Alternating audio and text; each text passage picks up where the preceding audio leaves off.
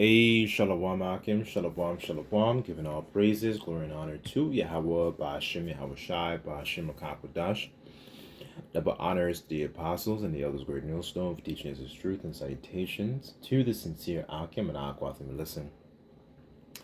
May the blessing of election be upon your house. My name is Raquai. I'm back in here with another quick and Lord's will is always an edifying lesson. And today's lesson, actually, it's really just based on a short conversation I had with an Israelite foreigner, and we were just discussing, a couple of things. They asked me a couple of things, and I thought this lesson would be very, very good as a good topic in regards to, the different false doctrines that are being put out here, by other camps in regards to, the Gentiles in the New Testament that Paul normally spoke of, right? And showing you that then this conversation would solidify the fact also that they were Israelites, right? So I wanted to start off with this precept. I kind of just wanted to touch on two different I guess not two different topics, but basically one particular topic, but also showing that, this different Gentiles that got scattered, the Israelite foreigners that got scattered, they were, they're not going to come looking like the essentially the typical look of how an Israelite would look, right? Because where they were scattered, essentially, they would take on some of the features of those different lands where they were placed, where they were, where they settled, right? So this is why being, spiritual is extremely, extremely important. Now, I'll start out by this, and then I'll get into the conversation, right? So this is 1 Samuel chapter 16, verse 7.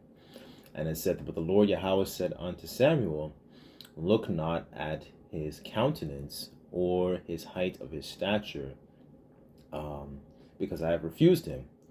For the Lord seeth not as man seeth, for man looketh looketh on the outward appearance.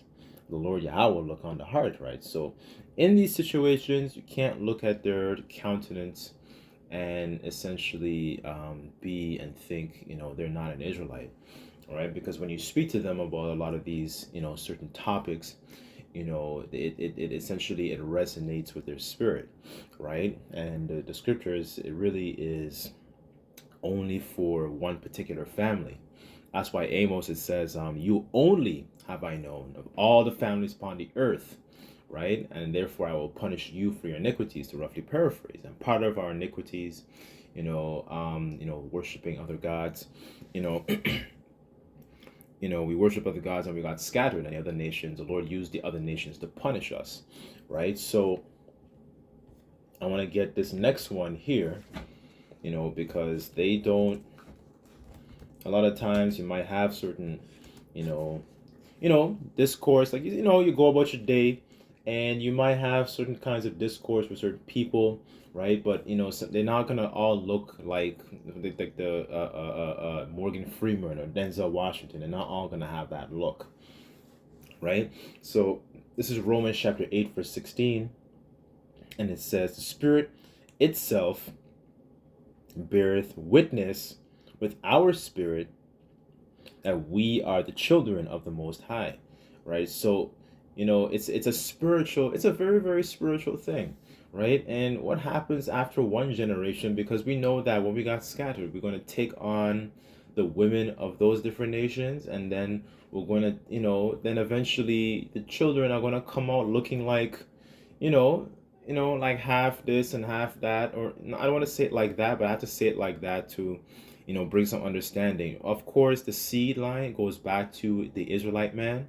but when I say half, I'm talking about in terms of features, right? So they start to take on a lot of the features of the nations, where they are placed, where they're settling. They might not have the sort of kinky, curly hair. Their hair starts to look a little bit more straight. Their face looks a little bit more tan, their skin, it's not as dark and melanated. It might be, just might be very, very white. Like, look at the nations, or look at the children. I normally use this example of like Michael Jackson. Look how he looked when he was growing up, and look at his children now. They're still, they still have that particular seed line, right? So, that's why, it's very, very, like as Paul said, comparing spiritual things, with spiritual, right, is so, so, so important, right?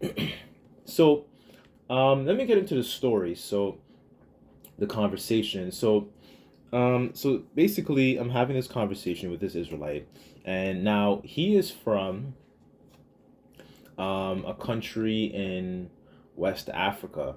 I'm sorry, East Africa.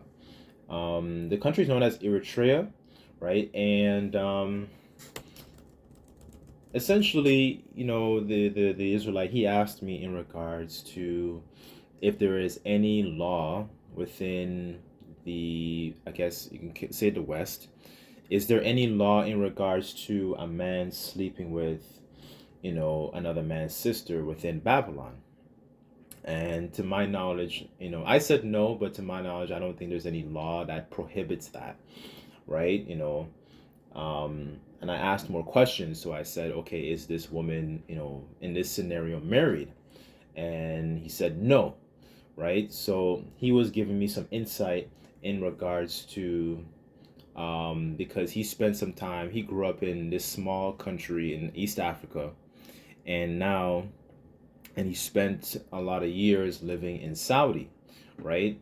So, for people, may not know, in Saudi Arabia, a lot of the Ishmaelites, they do and would practice a lot of, you can say, Hebrew customs, because technically Ishmael is a Hebrew, right? It's just that the covenant wasn't passed down to Ishmael and his descendants. It was passed down to Isaac and then Jacob and their 12 sons. Nevertheless, there are certain things that they would adhere to. So, yes, they don't eat pork, right? But, they do go off. But the point really is, though, they practice, some things here and there. Anyways, and continuing on in the conversation, he said, in Saudi Arabia, essentially they don't, that would be more prohibited. So if a man, for example, laid with another man's sister, and say those two men knew each other, right? He said the repercussions is, the man has a right to, off that man, to delete that man, right? He has the power to do so. So, when he said that, I thought that was very, very interesting, and I want to explain something, because I thought it was very interesting, even though I don't want to say it's biblical, but I understand the outrage, right? But I wanted to kind of go more into the law in regards to what he's saying, because I wanted to clear that up, because in that scenario, it's I would argue it's a very extreme example, because now, the man, he still has a responsibility. And that's one of the things about the ancient times, that the West fails at, is that there was a responsibility that's tied to sex. It wasn't just a pleasure island, right? So let me go to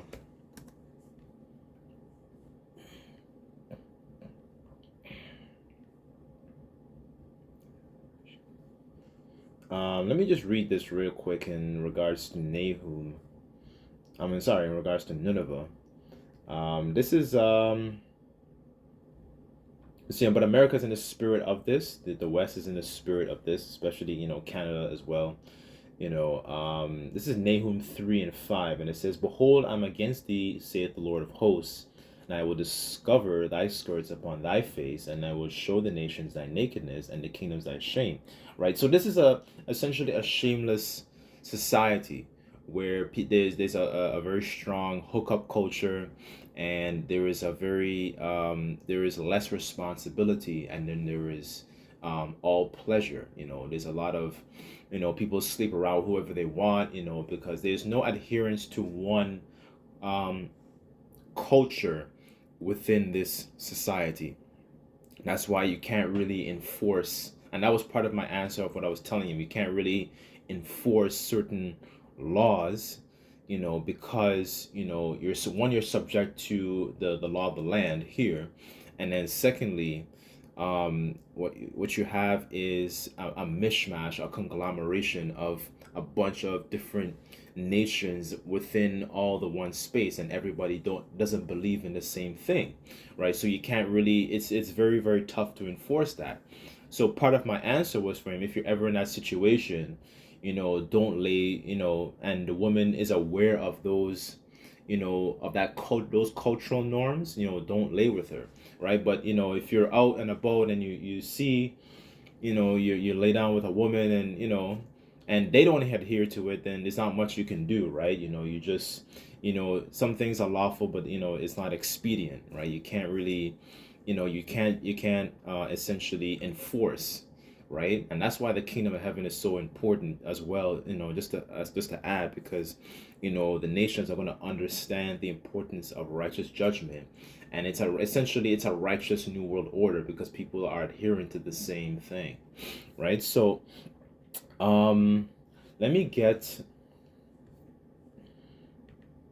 where was I gonna go? Okay, so I'm gonna go into the law just to kind of smooth out this topic here. um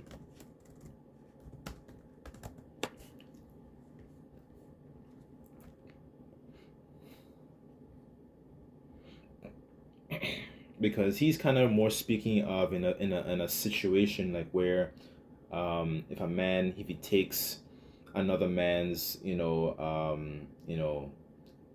sister, like within his his family, and he kind of just takes her and he just leaves her, right? There's no, essentially, you know I understand the outrage because you kind of just slept with her and you leave her, right? So I kind of wanted to touch on two different topics here in Deuteronomy 22, and I sincerely hope that this lesson is still edifying, right?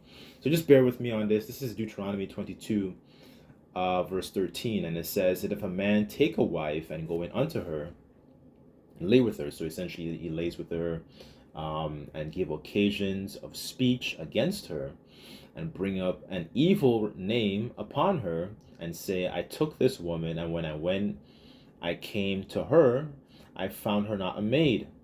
Then the father of the damsel and her mother shall bring forth the tokens of the damsel's virginity unto the elders of the city in the gate.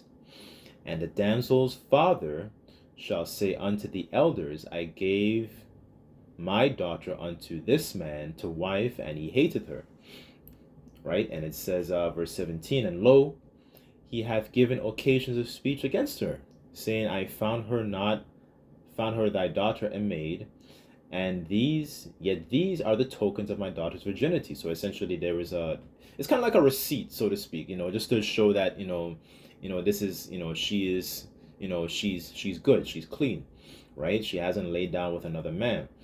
And they shall spread the cloth before the elders of the city, and the elders of that city shall take the man, that man, and chastise him, and shall immerse him. Let me get that word immerse. Hold on. See what that means. Hold on. Immerse. Okay, so immerse is a verb. It means punishment by arbitrary or discretionary fine. It says to fine. So it also goes back to the French merci, meaning grace, right? To be at the mercy of, at a tribunal, was corrupted. A good example of how adverbial phrase in legalese tense becomes a verb. So it tends to essentially punish. So a discretionary fine, right? So you kind of get let off with a short penalty, kind of like you get a parking ticket or something, right? So let me just read this here. And it shall immerse him, so essentially fine him 100 shekels of silver, and give them unto the father of the damsel. So you have to pay that money to the father, of that woman he laid with, because he had brought up an evil name upon a virgin of Israel. And shall be his wife, and he may not put her away all his days, right? So in that context, if he brought up an evil report against that woman, and the daughter was a virgin, essentially, and then you brought up that evil report against her, right? This is what, they would have essentially like a I guess you can call it like a little court case. You have, the father, then you have the mother coming, and then you have the elders of the city. They come in and they spread the cloth, and this is the token of the virginity. So they're showing, okay, she was, a virgin, so on and so to speak, right? And then they're gonna know, okay, yeah, she was a virgin, and then in the event those things came up, right? Because he can try and accuse and say, and essentially make a false accusation, right? And then, okay, his punishment, all right, so your testimony for what you're saying is not correct. We have the proof here. You know what? So we're gonna fine you, we're gonna chastise you, we're gonna fine you. This is 100 shekels. You have to pay this to the father, right? Because essentially what you're doing is bringing up an evil name upon our family when you do that, right? But to show you, in this society, you don't have that. There's no reverence for, one, you don't even have the fathers in the household. A lot of, when it comes to our nation as a whole, you don't have the fathers within the household. And what you don't have is proper governance, because the scriptures talk about how to essentially give your daughters to a man, of understanding, right? And not to be, not to, hold yourself, just let yourself, for the women, so to speak, not to just lay around with every Tom, Dick and Harry, right? That is the type of culture that we live in today. But show you, in the ancient times, this is how things were, right? So, I just wanted to touch on this second, I guess, a second scenario. So this was kind of more leaning towards what he was asking, right? So this is Deuteronomy 22, verse 28. And it says, if a man find a damsel that is a virgin, which is not betrothed, and he lay hold on her and lie with her, and they be found, then the man that lay with her shall give the damsel's father, 50 shekels of silver, and she shall be his wife, because he hath humbled her, and he may not put her away all his days, right? So essentially, if you break, you buy it, right? That's pretty much the policy here. There's a responsibility in the ancient times, that was tied to sex, right? And it was a hefty penalty, if a man, he brought up a false accusation against a man's daughter that was essentially a virgin, right? And also, if he saw a woman, and and he decided, okay, I want this one, and I lay with her, right? She's not betrothed, right? She's not promised to anybody. So in that case, what you will do is you still have to pay a certain fine. There's still a responsibility. And what happens too, this is why the Lord's ways are truly beneficial, and are higher than our ways, because in this society, for example, in the event men did do that, the man gets, he gets punished, and the union is broken up. So now she doesn't actually have a husband to take care of her. And secondly, from the I guess you can say the child's perspective, now you don't have both of your parents. Now you might just have your mom, right? So this is why the society is so backwards. And the Heavenly Father, set it up in a way where, in the event that these things actually did happen in this particular situation, where a man did lay with a woman that's not betrothed to anybody, she's not promised to anyone, she the woman, she, at least, okay, that happened, now she has a husband, right? Now she's taken care of. She's not just out there, being loose, and the father, okay, now you have the responsibility. This is your woman now, right? You can't put her away, right? And the child that is conceived from this union, is essentially, they have both of their parents, right? So the Lord is very, really pro family, right? um Let me get this quick precept in Isaiah.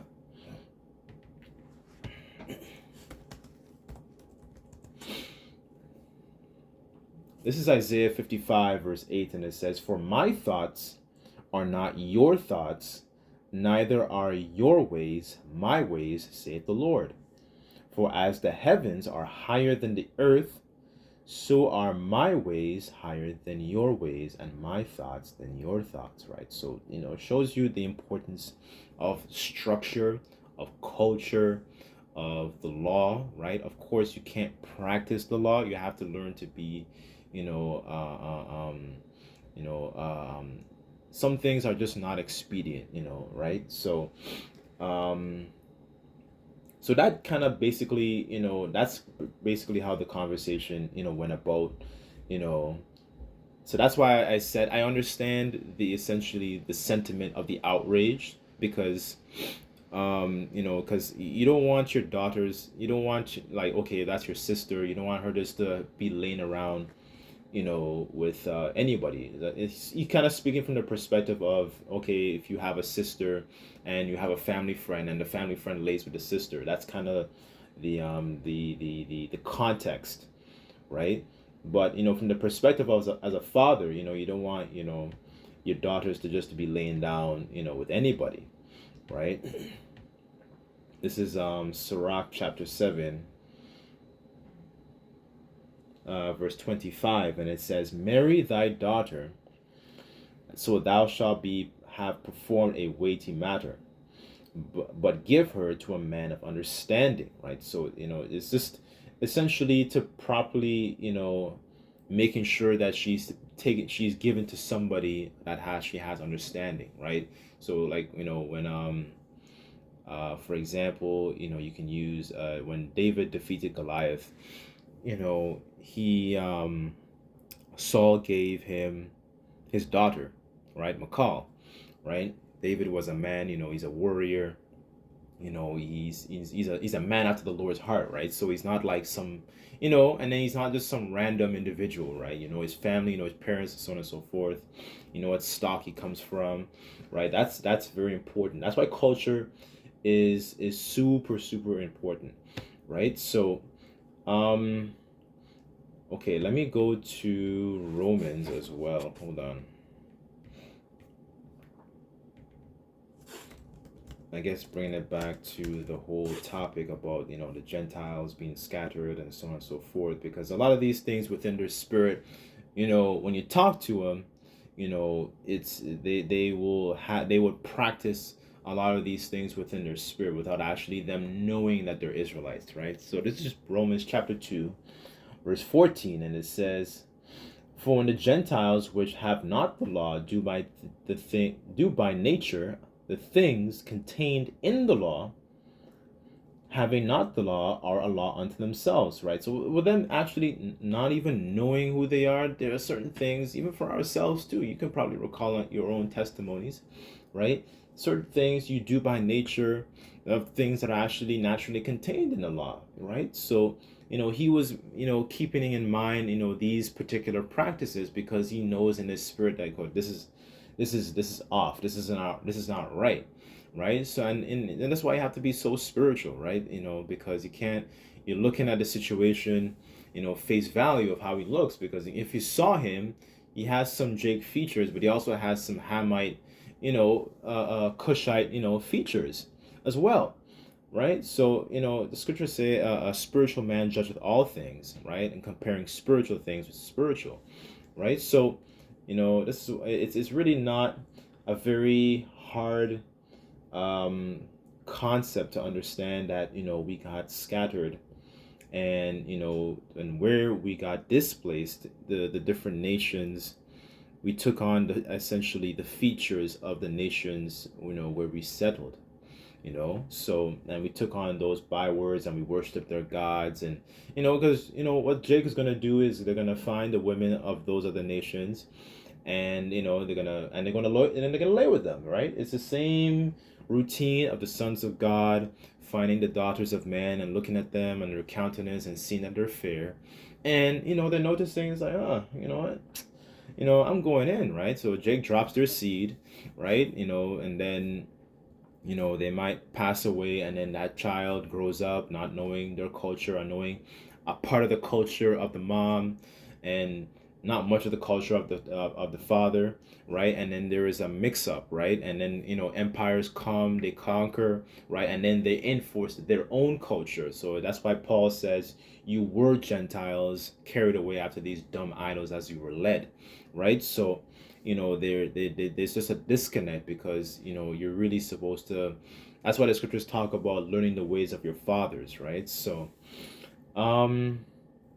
that's pretty much it. It was just a short conversation, but I thought I would turn this into a lesson that hopefully is edifying, right? To show you that that's still that still plays out today, and showing that those Gentiles that Paul spoke about are Israelites that just got displaced into different regions, of whether the so-called Middle East and different parts of Africa, Asia, and wherever we got scattered. That's why James says, to the 12 tribes scattered abroad, greeting, right? So I'll leave the lesson there, but Lord's will, this was edifying. Just like to give all praises, glory, and honor to Yahweh Bashem Yahushai. Until next time, I say Shalom.